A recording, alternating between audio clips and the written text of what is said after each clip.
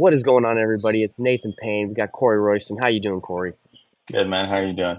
Feel great, man. I'm in Staples right now. I just drove 30 hours to Canada. Finally, I'm through the Canadian border. I'm here. I live It's a here long now. ways. 30 hours, man. 3 days. It was a breeze. God got a lot of blessings. God blessed me through my journey, and I'm here now. So, guys, if I don't Nice. sound like I'm coming with the heat today or the excitement, I am excited. It's just I think that I got some allergies right now up in Canada. I think the trees got me, but I'm excited. And you right now, everybody That that's was, on here, that, you're that was watching, quick. about the allergies. Yeah, you just got there and they're already rocking you. Yeah, I guess so. But everybody who's watching this, this is the Brothers of Christ channel. We are brothers in Christ. Is it Brothers of Christ or Brothers in Christ? Brothers in Christ. But Guys, but both are tomato, good. tomato. Yeah, Brothers in Christ channel, guys. Thanks for supporting us. We're here. We are coming with the Come Follow Me. What are the weeks, Corey? It's August through September. Good question. I don't remember the weeks, but Helaman 1 through 6. Yeah, August 26th through September 1st. Man, these are some powerful chapters. You know, Great chapters. what I'm noticing with Come Follow Me is they're blasting through a lot of these chapters quick, and I'm like, man, we got so much to talk about, so much to dive into, which is fine, right? Because they got to get it Yeah. within a year. But it's amazing how much amazing stuff is in the scriptures. I So think, yeah, without, I think they just want to highlight a few of the main things, right? They're not trying yeah, to, of course, they can't write a giant manual. So it I just just needs to want to, be the yeah, highlights. yeah, I agree. I agree with you because we could dive into, we could be in Alma for a whole year if we dove in deep enough, right? Like if just this book of Alma Yeah. alone. So, without further ado, Corey, let's dive right in. We want to make sure that this is a value to everybody. Again, the reason why we do this is we love the Lord and we want to share our testimonies with others. We want to share the gospel. And whether you're a member of the Church of Jesus Christ of Latter-day Saints or not, we believe that you can get great things from the Book of Mormon. We know it's true, but we believe it's the Word of God, but we also think that the lessons it teaches are amazing. So, I hope that whoever listens to this can be motivated to read it, whether you're a member or not, and pray about it to see if it's true, as I have, and I continue to do always. Corey, what about you before we dive in? Yeah, just the same. Excited to be here, excited to discuss these chapters and what we've learned, what we've taken out, and hopefully we can give some cool insights that we see and can that yeah that they can help someone out. Love it. All right. Well, if you're ready, brother, I'm ready. Let's dive in. What do we got for our notes that we want to go through? What do we want to Yeah, talk about? so last time we talked about the like kind of why the war chapters That's right. are even included, right? Yes, And so yes, I think yes, we yes. wanted to start with a few things that we saw from these chapters about why they might be included, and then a couple other verses that we found that show why we even have these chapters. Excellent, So what are your excellent. Thank you, thoughts? What Corey. are your thoughts that you have on Yeah, that? yeah. Thanks for asking that. So last week you had a really inspired and good question. You asked me why do I think the war chapters exist in Alma, and I kind of talked about on last week's episode. I believe that they existed to kind of help us see. To be honest, I can't even remember what I said last week because what I have right now is the reason why I really think they're in there. So maybe Yeah. my mind's changed. Do you remember what I said? What I thought? Couldn't remember. Can't remember because my I mind is think so just to engulfed. show, I think it was we came up with to show like the ups and downs of the people, basically like kind of what they talk about in these first six chapters with the pride cycle. Okay, gotcha. Just Yeah, kind of the ups and downs, like the more in depth of the ups and downs of what the pride cycle does and the consequences of there you go. Okay. pride entering into the community and the church, right? Exactly. Yeah. So the reason why I had kind of a brain fog is I've been diving so deep into like who was like causing all these issues, and now like my mind is like so on that. So let me show you guys. What I did is I took notes on who are the ones, the dissenters that like caused a lot of these wars. And I believe that, you know, a lot of the reasons why we have these war chapters so specifically like detailed on what's going on is because most of these wars are started from Nephites that had the truth, that had left the Lamanites and caused the Lamanites, who were hard-hearted, right? But they caused them to be even more angry and go up to battle because they kind of got them even more excited, like more excited to go to war and be like fight the Nephites, right? Because a lot of them like didn't want to fight the Nephites a lot of the time because they had just got beat. But the Nephites, the dissenters, were like, "Come on, guys!" And they would Yeah, put like stirring them up, stir them up. It's ridiculous. So I get wanted to kind getting of them go through hyped. that. Yeah, I wanted to kind of get through that because that goes into Helaman. Because you think like these guys would be stopped, but there's these dissenting Nephites. They're like descending. They're like leaving the Nephites like almost like every 15 chapters. It seems like there's like a group leaving because they're returning wicked. So Corey, does that make sense Well, before I dive in? Like what yeah, I've been saying? Okay. yeah. No, in these chapters, it literally happens all the time in these first six chapters of Helaman. This is They're ridiculous. going in and out just nonstop. So, guys, I'll try to go through this really quick because I did write down the cause of most of the wars in Alma that goes later into Helaman. And again, I'll just double down and say the reason again I think this is happening is because it's caused by a lot of dissenters, and there were wars way before this, right? But a lot of the times the Lamanites were just coming up to battle because they were mad or something and they wanted to take over. But like the documented like the information that goes really in depth is the wars that we're seeing now are, well, I'll show you right now. They're caused by a lot of the Nephites that have left. Okay, Corey, is that cool if I dive Okay. in? Yeah. Yeah. Let's go over it. So Alma 2, right after Nehor, I think yeah. So Nehor is the number chapter 1 of Alma, right? And he's like trying to get everybody. Um, what does Nehor do again? Sorry, He man, I'm having a little introduces brain fog. priestcraft. Okay, yeah. So right after Right before Nehor, that, they had never experienced priestcraft. yeah, that's right. And then he like attacks. He attacks Gideon. Gideon, I think that's Gideon, Yeah. one of King Noah's like warriors. So he attacks him, and they're like, "Hey," Alma's like, "Man, we've never experienced someone that tries to enforce priestcraft through like the sword as well." So Yeah. right after Nehor, you'll see that a lot of these dissenters that start the wars, they're of the order of Nehor, which is interesting. Like apparently he had like a belief system that like went through, and a lot of the wicked people like accepted it, right, as like their religion. Yeah. um, so anyway, the reason why I bring him up is right after him in Alma 1 chapter 2, we have I don't know how to say his name correctly, Amlisai or Amlisi, but let's just call him Amlisai, seeks to be king and joins the Lamanites. So in chapter 2, Amlisi or Amlisai, he's like, "Hey guys, I want to be the king." Okay, and then he joins the Lamanites, right? And let's see. And right after that, in Alma 3, Amlisai is dead, but they come and fight again. So Amlisai is, remember how he fights Alma? And Alma's like, "Hey, Lord, Yeah. if you can preserve me from this battle, I will dedicate my life to you." That was like a pretty Yeah. sweet portion of it. Yeah. So anyway, Yeah. so that's the first guy. The reason why you got to remember Amlisai is because the people that followed him to join the Lamanites, they're pretty prevalent in like like the wars and getting the Lamanites like to want to fight later on. Okay, so then it goes into Alma 16, where the Lamanites go back up to battle because they're stirred up by the Nephites. So again, the Nephites stir them up, the dissenters stir them up.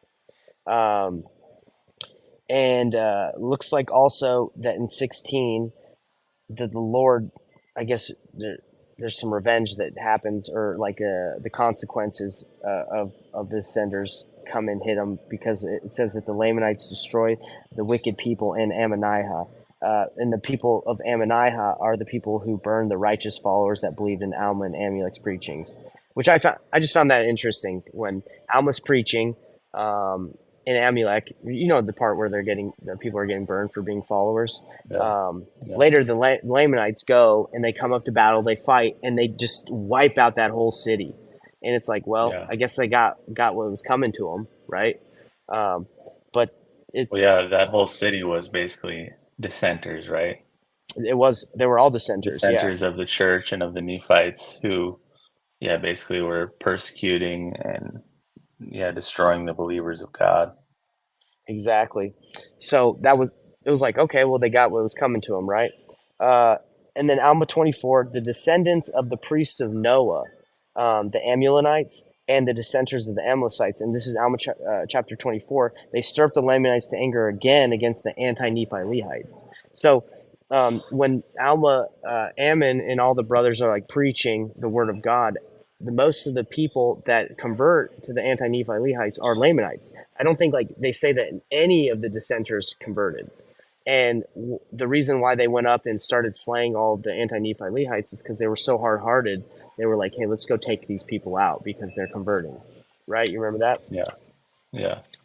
So that that happens, and then in Alma 28, the Lamanites follow the anti-Nephi Lehites to their land because the anti-Nephi Lehites dip to Jershon, and the anti-Nephi the Lamanites follow them, and they fight in battle again.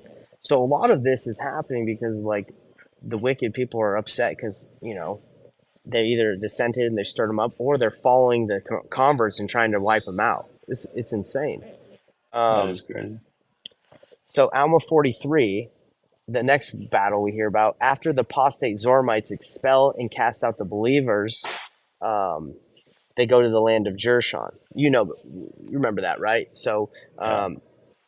Alma goes on his other mission, gets all the poor, right, that aren't getting let to worship in the synagogues. They go to the land of Jershon, share the land with the Lamanites, and then the Zoramites kick them out. And then after that, they join the Lamanites. So we got the priests of Noah are hanging out with the Lamanites. We got the Amalekites that followed Amlici, and then he died. And then now you have the Zoramites over there. So look at all these Yeah. groups of people that are leaving, and they're causing issues. So the wicked Zoramites then become Lamanites along with the other Nephite dissenters. And then you got Zarahemna. Remember Zarahemna with the scalp? He gets his Yeah. scalp cut off. He's a leader, and he makes all the captains of the armies Amalekites, the Zoramites, and the dissenters. Because again, we talked about those are the people that are like the most angry, right? They're like Yeah. Yeah. believers. So Alma 46, dissension in the church. Amalickiah wants to be king. So this is another dissenter. Amalickiah, he's in 46. He's a Nephite, straight up like a Nephite. Yeah. Tries to be Yeah. king. Moroni does the title of liberty, and then he gets scared and he dips out to the Lamanites, right? And then through Yeah. craftiness, he gets a hold of It's the in army. charge. He gets in Yeah. charge, gets killed. Then his brother Amaron becomes in charge, who's a Nephite, but he's a Yeah. dissenter. Then that's when we were talking about last week that Nephi, Captain Moroni, is doing epistles with Amaron. He's like, dude, you know what you did? You're a Yeah. child of hell. Like you Yeah. need to stop. But Amaron's like, no, man, I don't know what you're talking about. Like you guys stole our land or whatever. They're just mad at each other. And Amaron later dies because Teancum gets him, and then Teancum dies. Um, and then Alma 61, 62, Kingman, and the wickedness keeps going. So they're fighting a bunch of dissenters. Then Kingmen within their own country start rebelling. Pahoran has to freaking dip while he's writing the epistle to Moroni, and Moroni goes and meets up with Pahoran, and then they take out the Kingmen that are trying to meet up with the Lamanites at that time. So it's just a full blown like Non-stop exi- dissension. nonstop dissension, and the Nephites are just trying to hold it together. Do And you think do you think all this dissension comes from, like, because of priestcraft being introduced? yeah, so let's go to Alma 24:30. Let's read what that says, and then let's see if I can answer that question, or we can dive a little bit more into it. Okay, it says, and thus we can plainly discern that after a people have been once enlightened by the Spirit of God, and have had great knowledge of things pertaining to righteousness, and then have fallen away into sin and transgression, they become more hardened, and thus their state becomes worse than though they had never known these things. There you go. I think that's a good representation of what's going on. Like they had the greater light, right? They had the knowledge, and then they sinned against it. They went against it, and they're just mad, right? And I think Yeah, you can see. I was talking to my dad about this on my drive here to Canada. He was saying that like in the beginning, when Joseph Smith came out with the Book of Mormon, most of the people that were against it hadn't read it. They were just like Joseph Smith's dumb. That was like their anti. That was like them going against the church. They're like, oh, he's an idiot. But later, when people started joining the church and then left, that's when the persecutions really started getting crazy. I think my dad was saying that one of the former of the 12 apostles at that time that left, he was one of the guys in the mob that had attacked Joseph Smith in Carthage and been a part of that mob. And I was yeah. just thinking, like, that guy probably was like getting people riled up that didn't really know Joseph Smith. And he was probably like, oh, I knew Joseph Smith. If you guys don't stop him, he's going to You take know over. these things He's, he did. He did yeah, this, this, he this. did this, and this, like just being offended for some reason, um, you know, can cause just like that happen. Like let's say hypothetically it happened. I'm assuming just like the Zoramites and all these guys that knew the Nephites are like, hey, if you don't stop them, they're going to do this and this. So it just kind of shows you that like people that have had the greater light or the knowledge, they almost come at Joseph Smith and the church even harder than people that have no knowledge. Yeah, definitely. But I guess why does that like creep in? Why do you think that like creeps in? Because this is what happens once they dissent, right? But Yeah, like why do they dissent in the first place? pride. It's the pride cycle, brother. I think that's it. Yeah, so I looked up the definition of priestcraft because kind of a weird word, right, that we don't use a lot.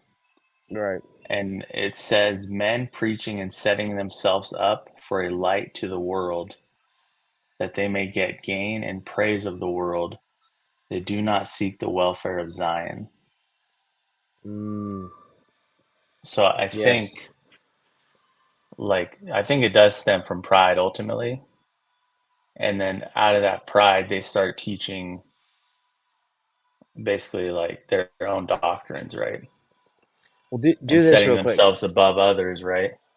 If I agree with you 100%. I think this also kind of gives you a reason why. So if you go to Helaman 2:3-4, this is how Gadianton, which we're going to go over in a little bit, took over the band of Kishkumen and made it the Gadianton robbers. Read Helaman 2:3-4.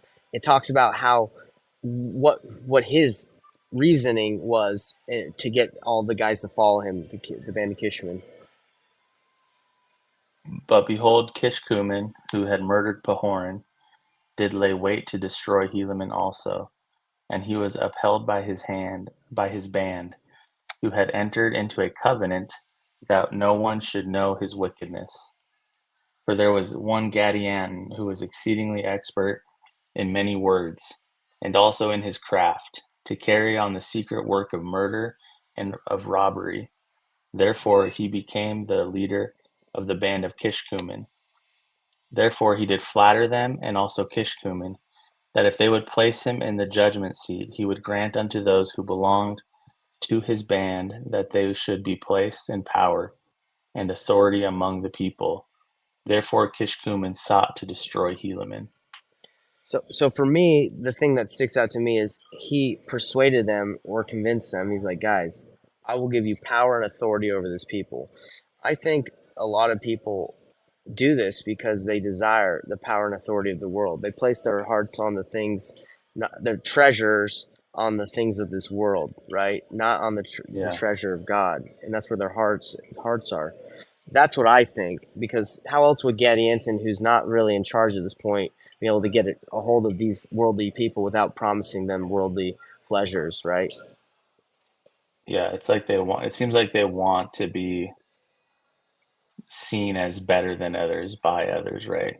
They want to be, yeah, they want to be like in charge. They want power. They want to be placed above others. They want control. Yeah, And that, exactly. I mean, that seems like the tale old as time. Like that seems like kind of what Satan wanted to, right? What Lucifer wanted in the Exactly. plan. He wanted God's glory and honor. He wanted power and And so authority. it's yeah, it He didn't stems back care. to that. He didn't care if it destroyed the agency of man, which is the main reason we're here, is to become like our Father in heaven and learn. He's like, I don't care. I just want to have the power. Um, which is ridiculous, you know. My dad's really into politics, and we've been driving for the last 30 hours together. So you know, we talked about he talked about politics a lot, right? And we Yeah. talk about how older I think the older generation really likes politics. Yeah, sorry. So as I was saying, a lot of the politics. My dad's like so convinced. He's like, yo, these people they just want power, right? And they're probably in cahoots together. Republicans, Democrats. I mean, who knows? But like they're all in search of power and money. Like how can you be a public servant and be a multimillionaire? Like how's that work? Like I think they even said Yeah. like if you go into politics and you make money, you're like that's corrupt. Like you don't go into public service to be a multimillionaire. So anyway, it just makes you think about like now how are like Yeah. why do people go into politics? Do they really care about the nation? Maybe some, but I would assume some get corrupted and they just like maybe they got some secret combinations going on. I'm not what is it? A conspiracy theorist, but you know the fact that How do Kamala you think? Harris. Yeah. Go ahead. Well, the fact How that do you she's think? in. Go ahead. Go ahead. How do you think that it applies to us more on like a personal level in our day to day lives? Because politics is, yeah, that's a great example, but that's like out there. We don't. You know what I mean? It's not like in our. It applies to us, but it's not necessarily in our like day to day interactions, right? And you're right. We don't want to get off in politics either because this isn't a But how do political you think? channel. I'm just curious because how do we apply this principle to like our own lives, like right You here, mean right now, in our daily like the pride? interactions? You mean the pride cycle or like falling away or what do you mean? Well, it kind of seems like it's all the same thing, right? Like these wars and these dissensions. This is the pride cycle throughout all of this, right? Yeah. You In know, it's Helaman, in these interesting. first 6 chapters, it shows the pride cycle like consistently, consecutively, right? It goes through like many iterations of it and Hmm. versions of it back to back to back. But it's happened throughout like all the war chapters. Like that was Well, you see it really plain when people prosper.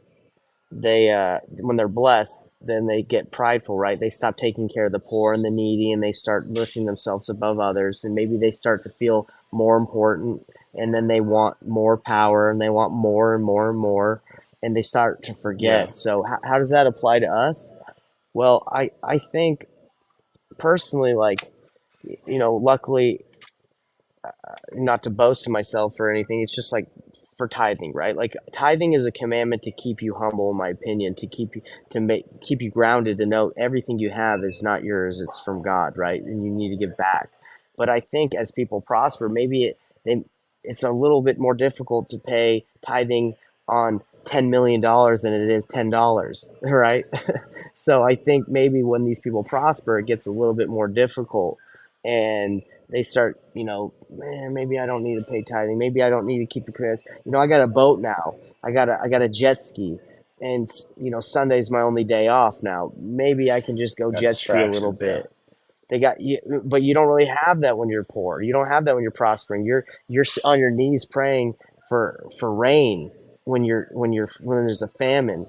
But when you got all the food in the world and you're at the buffet at the Golden Corral, maybe you're like, oh, I'm good. It's Sunday. Let's eat. I don't need to go to church. So I think it's just how does it apply? When we're blessed, we need to recognize our blessings instead of forget and indulge in the Yeah, great things we have. I think the first step in the pride cycle for us, at least for me, is I become complacent. Like if things are going good, and so I become like comfortable and complacent, and I stop doing like the little things, right? Of like saying Yeah. my prayers and being grateful. Maybe I stop, maybe I skip reading, or Yeah, and it's those little things, and then next thing you know, it's been weeks since I've read or something, and yeah, I'm not like I haven't like fallen away or really truly dissented, but my Right. heart's not in it at that moment, right? Because I'm not doing the little things to show God that I love him. Yeah, we learn line upon line, precept upon precept, here a little and there a little. That's the way we learn, right? That's the way we progress to get closer to God. So I think it's the same way, line upon line, precept, like little by little, you can fall away too, right? So you got to stay Yeah, consistently keeping close to God, or you're consistently falling away. Unfortunately, if you're not going, if you're just staying still, you're falling away. Like if you're not doing anything, it's not like you're getting closer. You're actually it's yeah, degressing, right? Um, yeah. so so I would say that I that's my think, thought behind it. yeah, I think to go on that, I think even just going through the motions, right? Hmm. But if your heart's not in it, like we've all said prayers where like you're like in the prayer and you're not really thinking about what you're saying, your heart's not in it. You're just Yeah. kind of going through the motions, right? Or you're reading your scriptures, but you're thinking about something else, right? Like you're thinking about Right. Right. work or the fun activity you're going to do.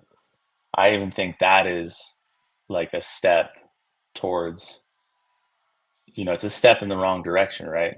Like when your Hmm. heart's not in it, It's intent. The it's, intent is what yeah, matters. It's yeah, really interesting. I was listening to this talk by Bednar. I think he spoke at Ensign College, and they were like, "Hey, Bednar, how do you have a balanced life?" He's like, "I don't. I'm not balanced." He's like, when I'm at church, I'm at church. I'm present. When I'm here with you guys, yeah, I'm here. I'm not thinking about my golf game, or I'm not thinking about being balanced in, something else in my life. Like, and that's the thing, is like you got to be, your intent has to be there. You have to be present. And anyway, I just thought that was interesting. That kind of related, because yeah, a like lot of being people, in the they present want, moment. yeah, a lot of people want that balance, right? They want to, like, oh, I don't want to be too Yeah. much over here, over there. I think I You heard that gotta, same talk. yeah, you gotta be anxiously engaged in the work, like, um, Yeah, like and when you're at home, be at home, right? With the kids. When you're right, at work, be at work. exactly. And it's just interesting. I think about Jesus Christ and his disciples, right? Like the 12 apostles. Like a lot of people are like, oh, you don't want to be like a fanatic or like too anxiously engaged or too much into the church. But it's like, do you think anyone thought those guys were like balanced? The apostles, no, they were following Jesus. They left everything behind. They were weird to people.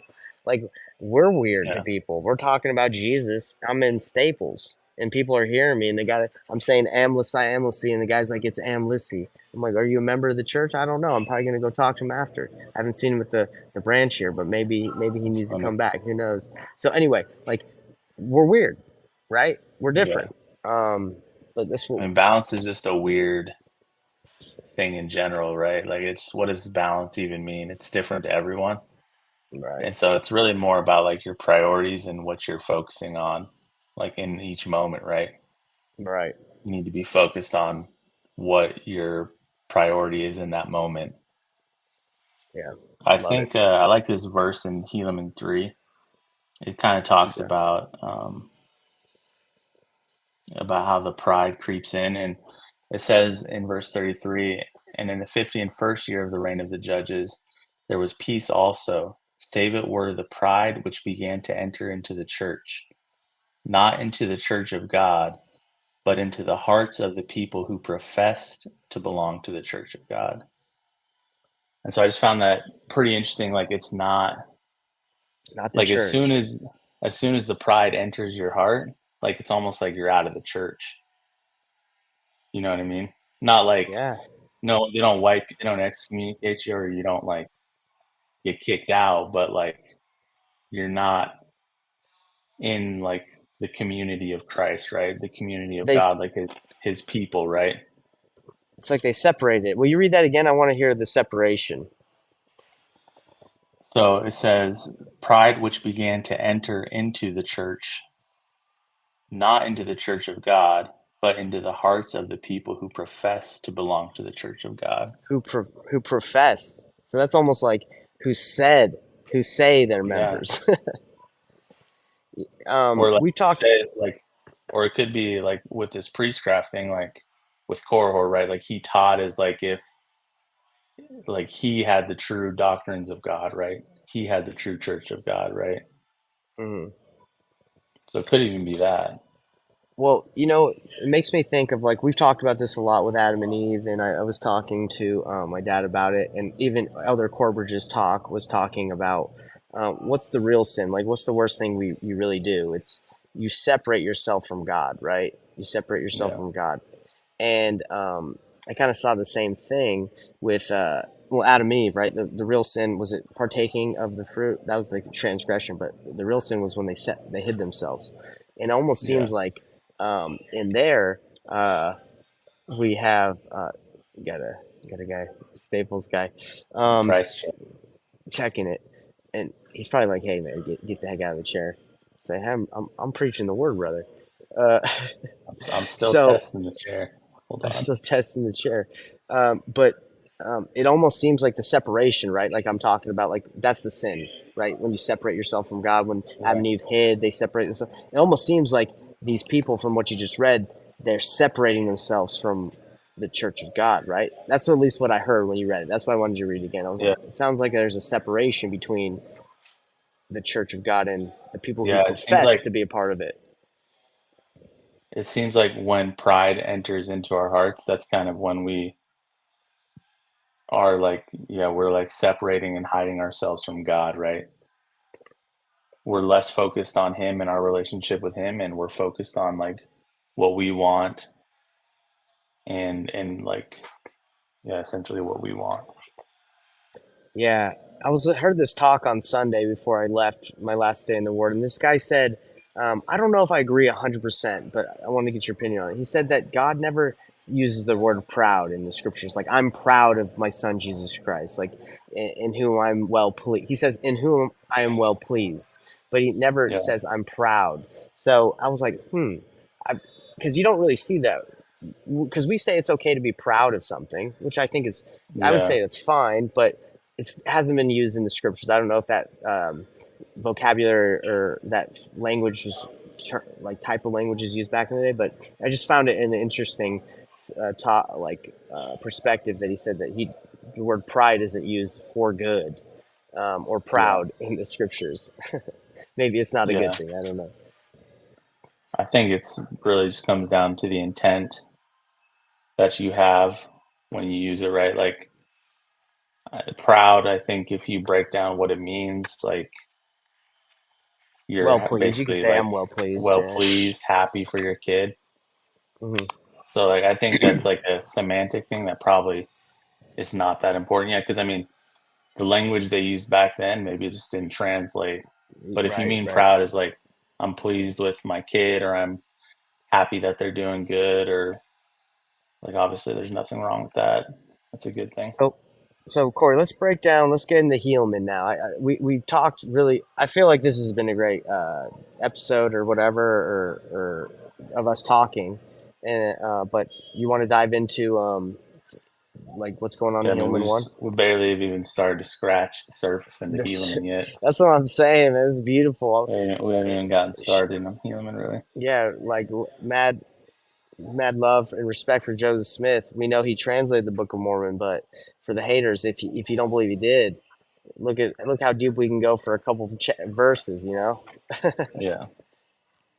Um, Um, so let's start. You want to explain what's going on in Helaman one, and then I'll kind of give my take on why I started off this episode with talking about the dissenters, because you see that the dissenters, their actions or their descendants come in and start giving problems after there's a little bit of issues in the government in Helaman.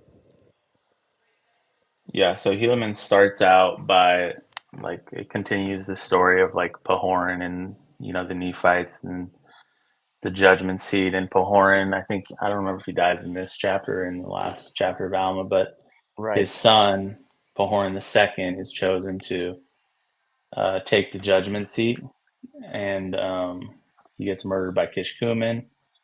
And then his next son But Pakumeni tell takes the but tell, judgment tell him seat. why he was murdered. Tell everybody why he was murdered. Well, because because other yeah, people I mean, wanted his brother to be in charge. well, yeah, Kishkumen, um, yeah, basically wanted. Well, I don't. Did Kishkumen want his brother to be in charge, or did Kishkumen want? I think at this point, from what I understood is, if you go to the beginning of the chapter, I think one of the brothers, I think it's Pacumeni or something. He was like, he Yeah, just stood down. He was like, okay, I'm cool. Like, you yeah, can have it. But the other one was like, nah, like I want it. And that's when he got together with Kishkumen and these bad guys, made a pact, and then that's when Kishkumen killed him. And then they found out that you talking there was about like this Panchi? Panky or whatever. Panchi. Panchi. I feel like him and Kishkumen and these guys that got together. They found Kishkumen dipped out because he ran faster than like Usain Bolt out of Usain there after he Bolt. stat. He bolted out of there. But I think they found out that he was in cahoots with like the brother and another, and I think they were put to death. Is that right, or am I off? I think that's I I honestly think don't that's remember exactly. I think that's the case. Um, Yeah, yeah, I don't remember exactly, but either way, um, everyone's dying on the judgment seat. Basically, it's a bad seat to be in, where I'm not trying to be and on the judgment seat even for a second. especially in this time, and it keeps going in later chapters too. Shoot. So yeah, So it gets crazy. And so yeah, Horn then the Gadian dies. robbers Yeah. form. The Yep. Gadian robbers get formed, and lots of there's lots of the pride cycle going on, dissensions and pride entering the church, and we eventually get to Nephi and Lehi preaching the word and calling I people to love. repentance, and yeah, it's So so one of the yeah, best such a good. chapters. Oh, I love it. So let's go back to one because chapter one in Helaman, I had some pretty interesting takes. So first, for Helaman number one, 15 through 17 is. Do you want to read those chapters, Corey? 15 through 17. Yeah, and they came down again that they might pitch. You're talking about Helaman 1, right? Yeah, Helaman 1, 15 through Yeah. 17. That they might pitch battle against the Nephites, and they were led by a man whose name was Coriantumr, and he was a descendant of Zarahemla, and he was a dissenter from among the Nephites, and he was a large and a mighty man. Therefore the king of the Lamanites, whose name was Tubaloth, who was the son of Amaron, supposing that Coriantumr, being a mighty man, could stand against the Nephites with his strength and also with his great wisdom, insomuch that by sending him forth he should gain power over the Nephites. Therefore he did stir them up to anger, and he did gather together his armies, and he did appoint Coriantumr to be their leader, and did cause that they should march down to the land of Zarahemla to battle against the Nephites. Oh, you're getting me fired up right now. So after the government, Another there's dissenter, issues, huh?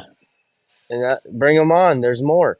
So right after, there's this insurrection or these issues with the government. Horn's getting stabbed in the judgment seat. The brothers are having problems. Then these dissenters who are in the land of the Lamanites.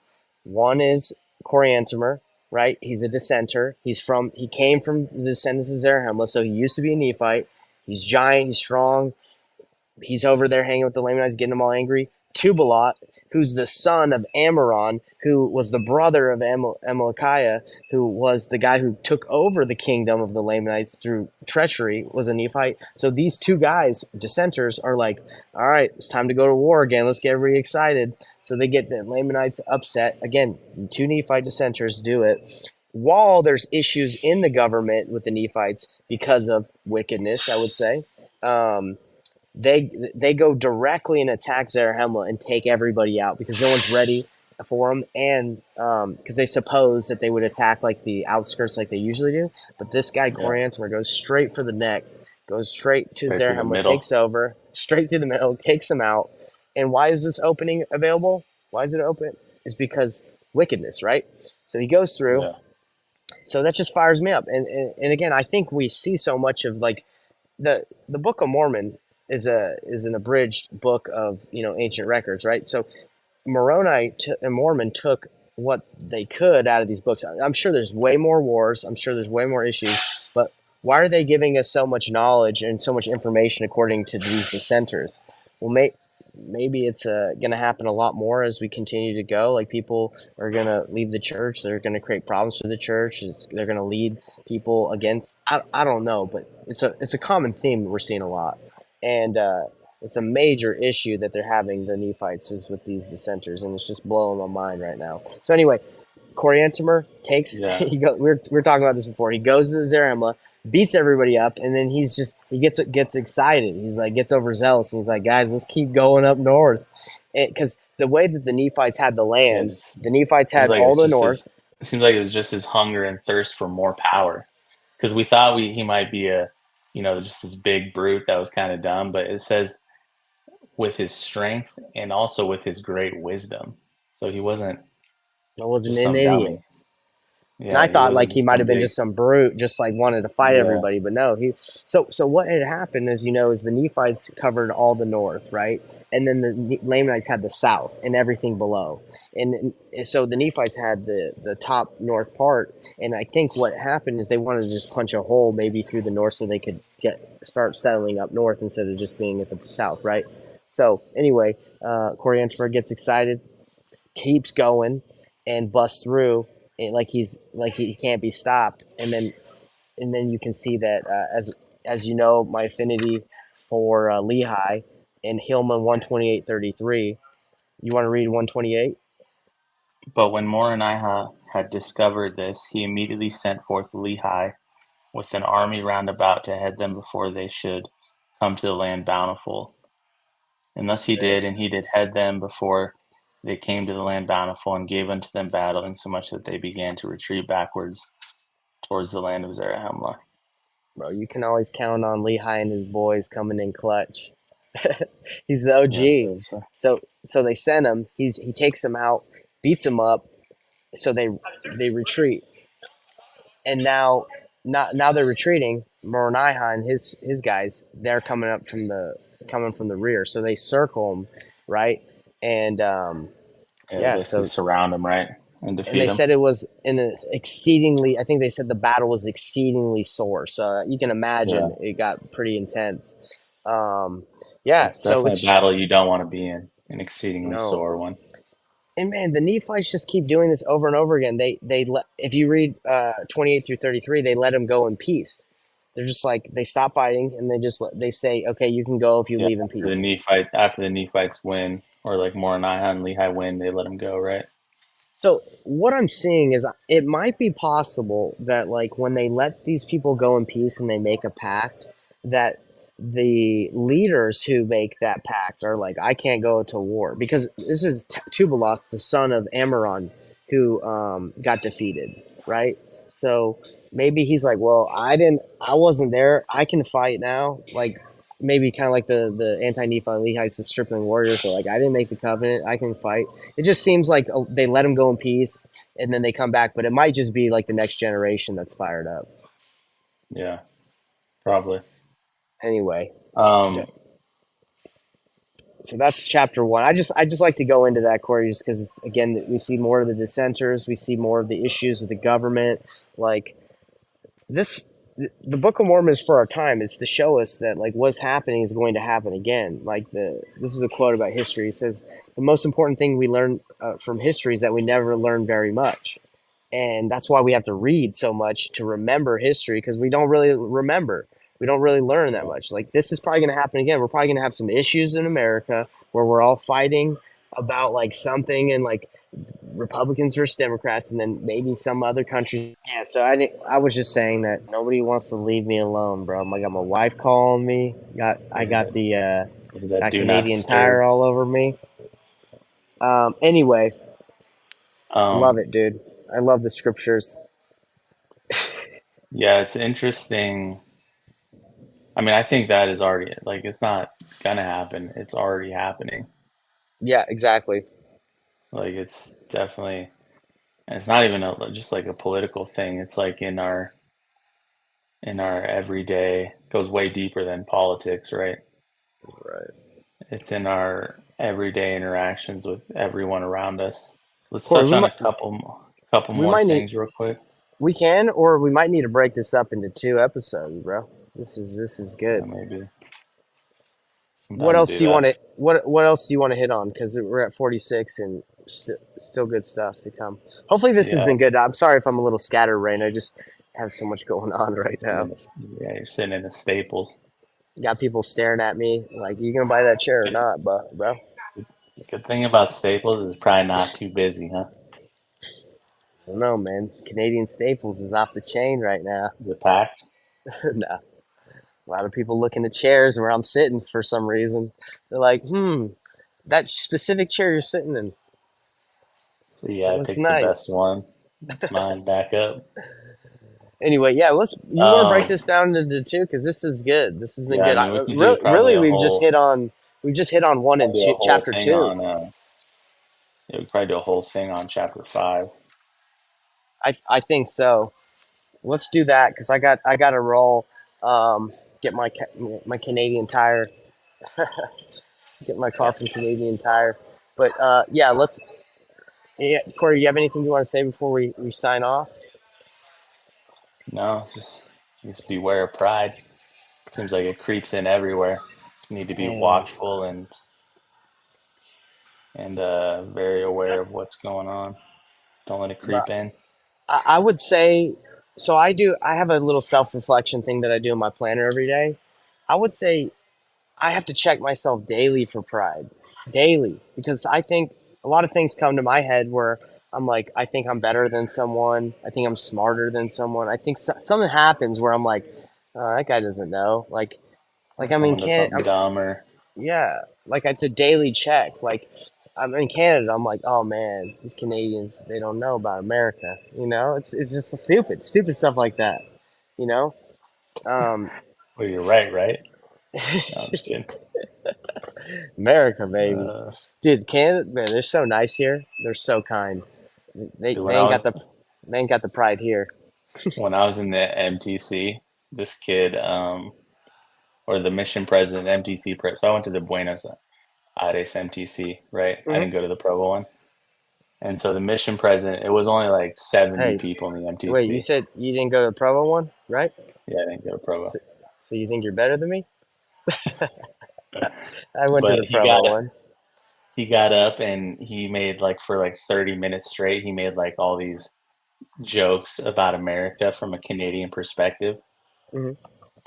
And after he was done, one of the kids got up and started singing "I'm proud to be an American." And just yeah, it was Uh, just funny. Americans are proud. There's a lot of pride in There's America. I a mean, lot of pride. we even said the song is titled "Proud to Be an American." Come on, Some probably good and some bad, right? right? Yeah, and I think that's the thing. Dude, the thing that kind of bothers me a little bit is like national pride in your country. I think it's fine, but it can go a little further because it's like, so you're proud that you were born within this fake imaginary border that like just happens to be where you were born in this life. Like we're all children of Yeah, God. probably Like not. Probably shouldn't be proud. Should probably just be grateful that you're be born in a place grateful, where there's freedom and all that, right?